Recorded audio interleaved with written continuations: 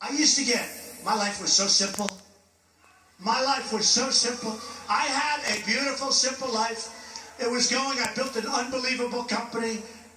And then I decided to do this. And my life became slightly more complex. You know, we have people in this audience right now that 18 years ago had one great job. They were making more money 18 years ago than they're making now. And now they have 2 and sometimes 3 jobs. In other words, they're older and they're working harder and they're making less. Not a good assemblage of facts. Here's the only good news. I'm also older and working harder than I've ever worked before, okay? That I can tell you.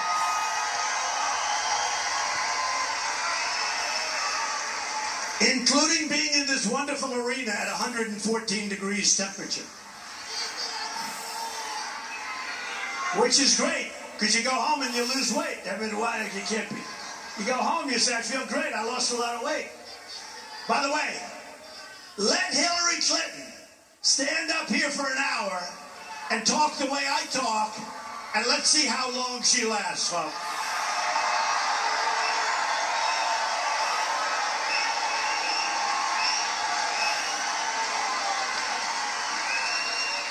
What a joke. What a total joke. Our country's in such trouble. That's why it's just so ridiculous. The corporate media can't report on the establishment because the corporate media is the establishment, such a big part of it. We're going to break up the special interest monopoly, and we're going to win this country back for the American people. We're going to do it, too.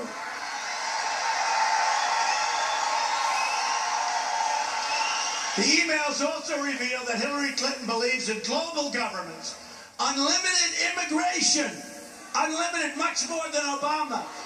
From the Middle East, come right in, come right in. 550% more than President Obama, who is grossly incompetent. He doesn't know what the hell he's doing. And why is he campaigning? We just had a horrible jobs report. We have no growth. You saw GDP at 1%. We have no growth. We have a horrible jobs report. China is ripping us off. Japan is ripping us off with the cars. Mexico has an unbelievable deal with us, both on the border. I mean, look at our trade deficit with Mexico and China and Vietnam and everybody. Last year, our country had a trade deficit of almost $800 billion. $800 billion. Who the hell negotiates these deals? I mean, can you believe it?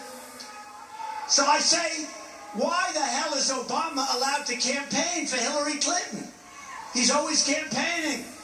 Then he's doing his little thing, having a good time. He ought to be out in the White House. He's not there long. He ought to be there working and fixing some of these horrible trade deals and bringing jobs back to our country, not campaigning for a crooked person, for a totally dishonest and crooked person. Speaking in secret to a foreign bank, Hillary Clinton said, my dream is a hemispheric common market. That's not good for your jobs. With totally open trade and open borders, 600 million people could pour into the United States. You'll have nothing left. Tell you, if that happens, I know the real estate here. I love the real estate here. Sell fast. Behind closed doors, when she thought no one was listening, she pledged to dissolve the borders of the United States of America. This all came out. She said she wants to dissolve the borders. And here I am saying we want strong borders. We don't want drugs coming in. We don't want crime coming in. I don't know. Maybe I'm wasting my time. Am I wasting my time? I don't think so. She doesn't want to have any borders. Total amnesty. Tell you what, folks, this is the last time you'll ever have a chance to save our country. It's not going to happen anymore. You won't be able, the numbers will be too great. Already the Republican nominee has a massive disadvantage. And especially when you have the leaders not putting their weight behind the people. They're not putting their weight behind the people. Instead of calling me and saying, congratulations, you did a great job, you absolutely destroyed her in the debate, like everybody said. You know, Pat Buchanan wrote the big article today, you saw it. He said, and I'm not bragging, I'm just saying, maybe a little bit, but yeah. He said it was the single greatest debate performance in the history of presidential politics. So, wouldn't you think that Paul Ryan would call and say, good going, in front of just about the largest audience for a second night debate in the history of the country? So, you know, you'd think that they'd say, great going, Don, let's go, let's beat this crook. She's a crook, let's beat her, we got to stop it. No, he doesn't do that. There's a whole deal going on there, so, I mean, you know, there's a whole deal going on, we're going to figure it out. I always figure things out. But there's a whole sinister deal going on.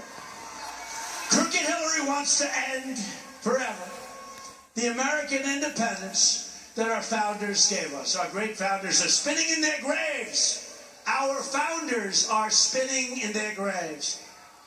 Like Douglas MacArthur, like George Patton, like our generals. They're spinning in their grave. And by the way, General Flynn and all the generals, over 200 admirals and generals have endorsed Donald Trump. 200. Over 200. 21 Congressional Medal of Honor recipients have endorsed Donald Trump. I'll tell you, you know what I like? The very smart, tough people like me. I like that. The smart, tough people, they like Trump. American soldiers that fought and died to win and keep America's freedom, and now Hillary Clinton wants to surrender that freedom to open borders, open trade, and world government. And I do believe in free trade, but I believe more in smart trade. We're going to make great deals with other countries. We're going to bring jobs back. We're going to bring jobs back. I'm not running to be president of the world. I'm running to be president of the United States of America.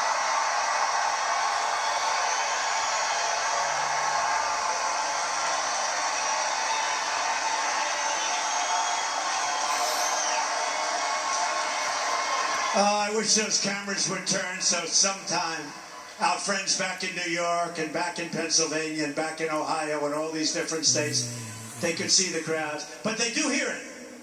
You know, when you hear the noise, they say they never show the crowd, but you hear the crowd. You can't imitate that noise.